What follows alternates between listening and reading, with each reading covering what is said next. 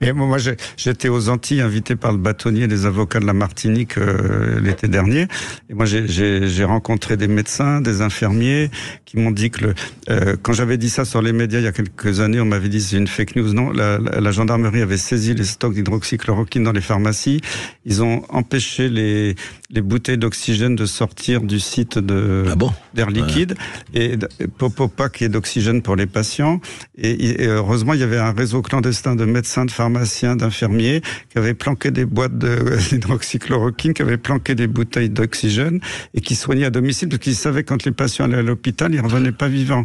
C'est en Martinique, ça. En Martinique, tout à fait. Ça, je peux vous dire, et puis en plus, ils ont été horrifiés parce que les personnes âgées qui étaient à l'hôpital, on leur a demandé de leur injecter le Rivotril intraveineux qui malheureusement a été fatal.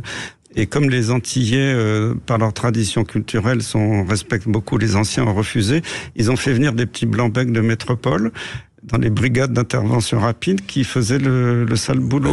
Et ça, je peux vous dire que les Antillais, ils ont été profondément choqués. Et j'admire l'esprit de résistance des Antillais, qui ont été fantastiques dans cette crise. D'ailleurs, le gouvernement a quelquefois fait machine arrière parce qu'ils voulaient vraiment se battre. Ce qui fait que quand on résiste, ça marche quelquefois.